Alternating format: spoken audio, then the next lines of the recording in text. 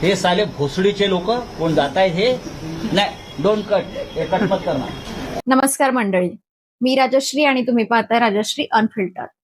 तर operation tiger महाराष्ट्राचा सर्वात मोठा राजकीय खेळ.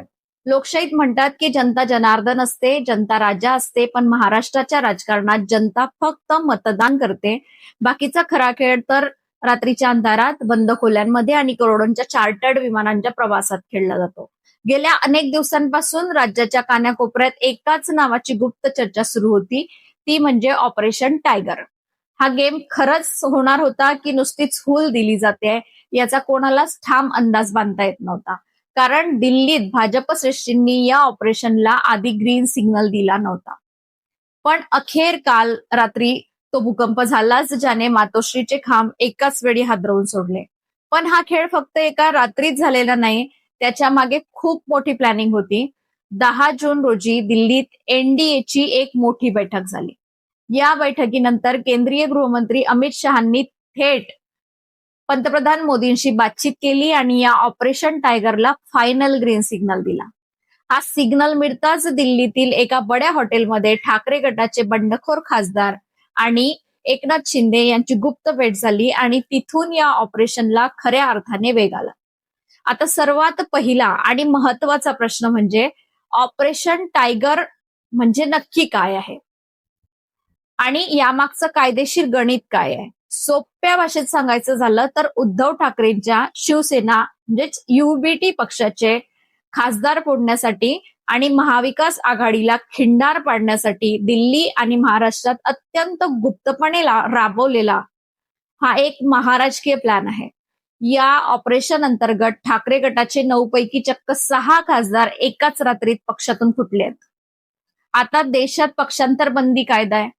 जर तुम्हाला पक्षाबाहेर पडायचं असेल आणि स्वतःची खासदारकी वाचवायची असेल तर एकूण खासदार संख्येच्या 2/3 संख्याबळाची गरज असते.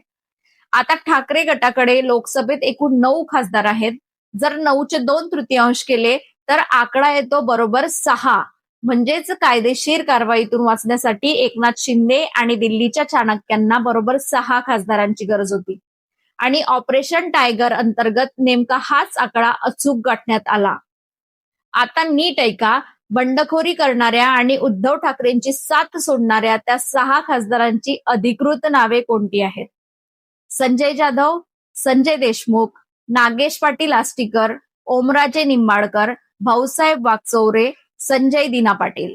काल रात्रीपासून हे फुटीर खासदार एक एक करून दिल्लीत दाखल व्हायला सुरुवात झाली. मुख्यमंत्री एकनाथ शिंदे हे देखील काल रात्रीच दिल्लीत पोहोचले होते. यानंतर ठाकरे गटाच्या या बंडखोर खासदारांना अज्ञात स्थळी ठेवण्यात आले होते. काही वेळापूर्वीच या 6 बंडखोरांनी एकनाथ शिंदे यांच्यासोबत थेट लोकसभा अध्यक्ष ओमप्रकाश बिर्ला यांची भेट घेऊन आपला स्वतंत्र गट स्थापन करत असल्याचे पत्र सादर केले. लोकसभा अध्यक्षांच्या देखतच या बंडखोर खासदारांनी पत्रावर सह्या केल्या आणि त्यामुळे या खासदारांच्या स्वतंत्र गटाला लोकसभा अध्यक्षांनी अधिकृत मान्यता दिली आहे. बंडखोर खासदारांच्या स्वतंत्र गटाच्या स्थापनेची ही प्रक्रिया दिल्लीत पूर्ण झाली असून आता हा गट एकनाथ शिंदे यांच्या शिवसेनेत विलीन होईल. आई बाबा आणि साई बाबा सगळ्यांच्या शपथा फेल झाल्या. ठाकरेंचं घर जळताना पाहून जे कालपर्यंत विचार करत होते की आपलं काय जातंय, त्यांना आता कळून चुकलंय की वाऱ्याची दिशा बदललीये. पुढचा नंबर आपलाही असू शकतो. आता प्रश्न पडतो की हे खासदार अचानक का फुटले. निवडणुका तर संपल्या होत्या, मग एवढी घाई का. तर सूत्रांनी दिलेल्या माहितीनुसार अत्यंत धक्कादायक माहिती ही खासदारांची पहिली तक्रार ही होती की पक्ष नेतृत्वाकडून म्हणजेच उद्धव ठाकरेकडून त्यांना अपेक्षित सहकार्य, पाठबळ आणि मतदारसंघासाठी निधी मिळत नव्हता. लोकप्रतिनिधी असूनही स्थानिक पातळीवरील त्यांच्या समस्यांकडे आणि विकास कामांकडे साफ दुर्लक्ष केलं जात होतं.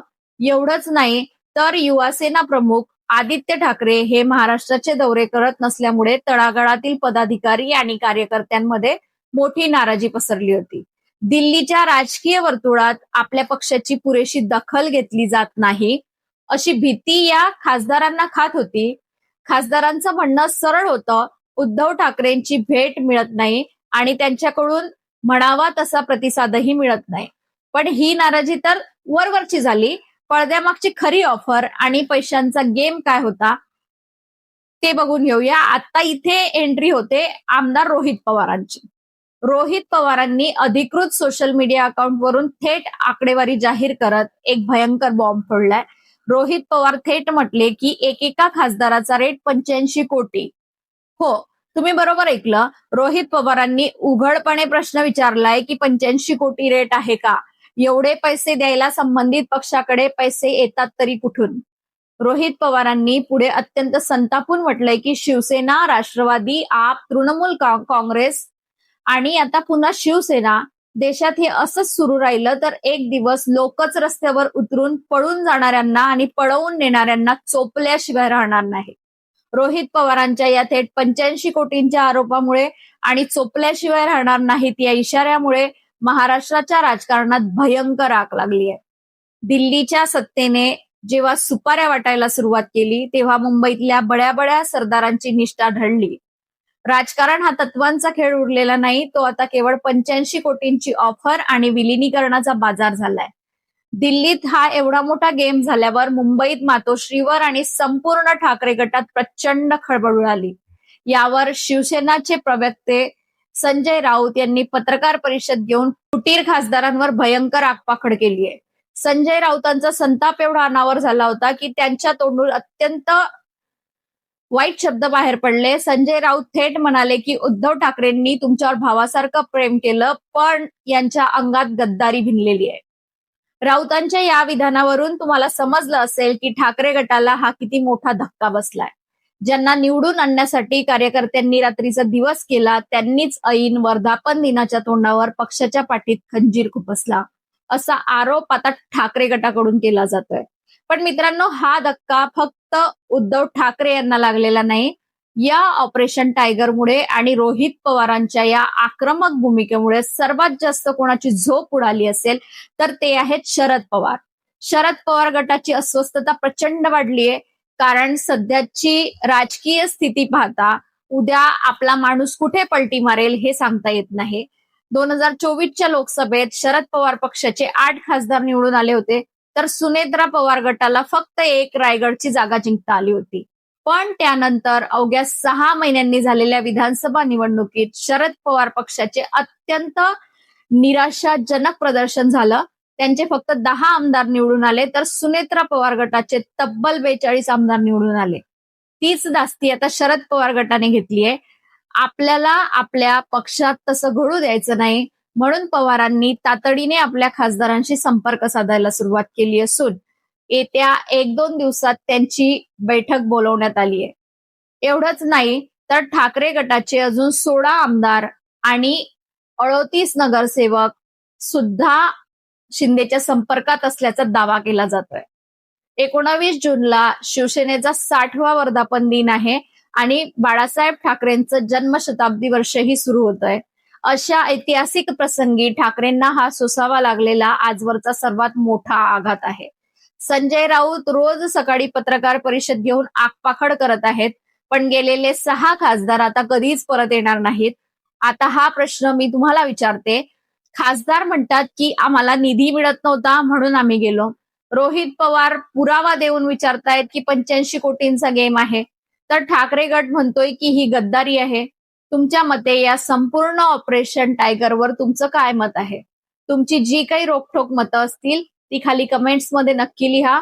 हा व्हिडिओ आवडला असेल तर लाईक करा, जास्तीत जास्त शेअर करा आणि चॅनलला सबस्क्राईब करायला विसरू नका. जय हिंद, जय महाराष्ट्र.